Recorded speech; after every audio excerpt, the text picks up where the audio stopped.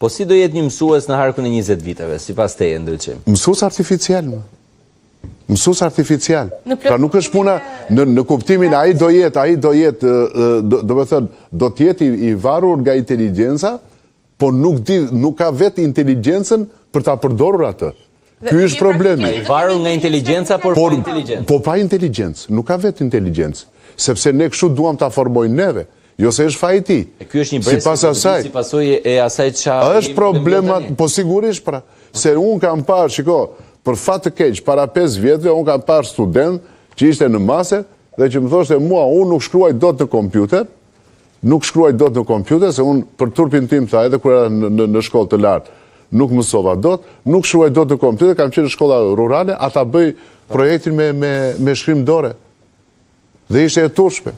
Rast shokues. Dhe është shokuesme, është të vinë në universitet, se nuk është problemi si e përdori.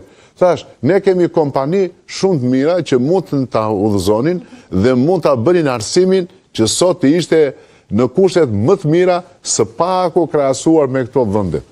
Po këto kompani si thëret kush, se ne bëjmë tendera për të blerë kompjutra, nuk bëjmë tendera për të zhvilluar mendjen e të rinjve, nuk bëjmë tendera ne për të zhvilluar inteligjencën e mësuesit, i cili duhet ta përcjelli tek nxënësi dhe të shikojë raportet sa janë përdorimi i inteligjencës artificiale dhe sa është përdorimi i mendjes njerëzore. Nuk jam në gjendje të them Sot nuk jam në gjendje që të them që inteligjenca ne do të jemi gjithmonë që do ta sundojmë inteligjencën. Për fat të keq mund na sundoj ne inteligjenca. Dhe ky do jetë problemi më i madh. Ama di një gjë që deri tani nuk di të bëj dot bukë inteligjenca.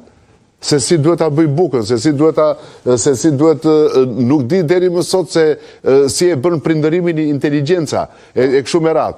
Pra, këtë unë dua të di që në kushtet që jemi tani, dua të di që një mësues që do mësoj fëmijën tuaj, do mësoj nipin tim, etj mbesën apo kush do gjithë shoqërinë, të jetë i atill, i cili të jetë i përmbushur në ajo që quhet inteligjencë artificiale dhe të di kohën, vendin dhe mënyrën se si dhe sa duhet ta përdori nxënësi këtë inteligjencë artificiale. E qartë, ndërkohë, Besmir, në këtë moment që jemi duke folur, në shkollat shqiptare, në mësuesit shqiptar, në nxënësit shqiptar, a dihet rreth vetë mbrojtjes edhe të mbrojturit, le të themi kështu, pra si kundër tha dhe ndriçimi, jo vetëm nga inteligjenca artificiale, po nga rrjeti në përgjithësi.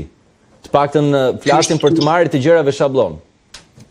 Ky është një nga problemet kryesore që aktualisht kemi në Shqipëri dhe po ta shikosh, gjuha shqipe në internet është një ndër gjuhët më të dhunshme. Pra, momentin që shohim pjesën e bulizimit dhe gjithë ky bulizimi dhe gjuha shqipe pse është kaq e dhunshme gjuha shqipe? Sepse nuk kemi një edukim të përdorimit të internetit, të rrjeteve sociale, jo më të inteligjencës artificiale në shkolla. Po jap një shembull para disa vitesh. Ne flasim për inteligjencën artificiale, por kur punojmë në Shqipëri kishim një projekt për vendosjen e internetit në shkollat rurale, u harxhuan miliona euro dhe në momentin që shikoja që nuk ishte trafik telefonoja drejtorët e shkollave, pse nuk po e përdorni dhe përgjigjja ishte mirë që nuk kemi kompjuter, por nuk kemi as drita.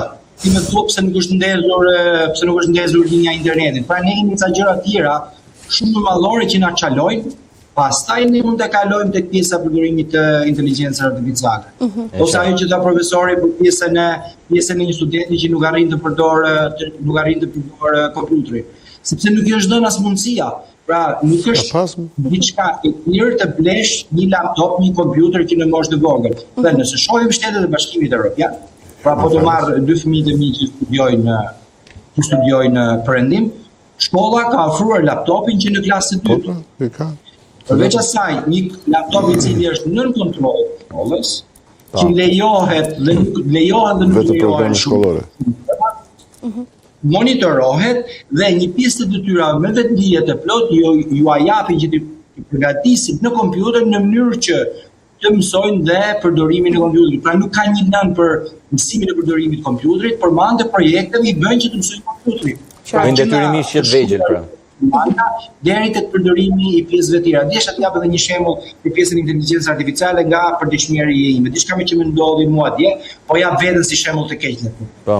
Isha një trajnim isha një trajnim me kuadër të punës të detyruar, janë këto trajnime që thjesht duhet t'i bësh, por dhe pse i lexon dhe i mëson nuk ka diçka të keqe. Në rrugën e punës, kalova direkt tek pjesa e testit, sepse ishte me test, i vendos në inteligjencë artificiale.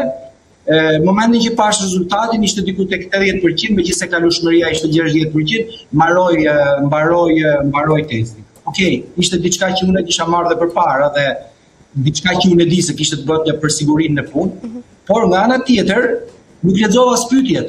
Thjesht print screen, check PVT, check 1 2 3. Pa lexuar as pyetjet 80% të rezultatet me ChatGPT. Pa lexuar dhe pyetjet, thash është një trajnim që për mua nuk ishte vlerë sepse ishte diçka që e bëj me vite. Por po ti lexoja ju siguroj që mund t'i merrja 95, ndoshta edhe 100%. Po thjesht nga mungesa e kohës, i ram shkurt. Tani imagjinoni një veprim i tillë, një veprim i tillë i bërë nga një person 10, 12, 15 ose 18 vjeç, që akoma nuk është formuar. Pra, do kemi kalueshmëri, do kemi persona që në letra do të genial dhe gjithë, por nga ana tjetër do kemi një vrarje totale të kreativitetit dhe mendimit kritik. Ndoshta po ti lexoja do kishte edhe gjëra të cilat nuk do më pëlqenin, të cilat diploma ekselente, Besmir, diploma ekselente, pa prakticitet. Pa prakticitet, tash pa inteligjencë. Është realiteti, po jap veten time si shembull, po prandaj po them, po jap veten time si shembull. Nuk interpreton dot më. Është realiteti. Qartë.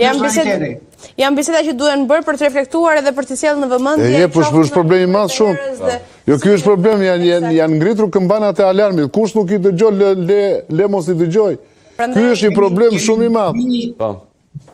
Po duhet ta mbyllim për shkak të shkencëtarë të cilët kanë firmosur dhe profesorë të cilët kanë firmosur për vendosjen nën kontroll të inteligjencës artificiale, sepse në 20 vite ju asiguroj që do jetë një ndër problemet kryesore.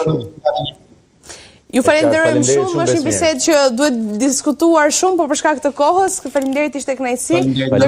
Faleminderit dhe juve, ju uroj festa të gëzuara dhe gjithë mirat. Edhe për ty, faleminderit, kënaqësi.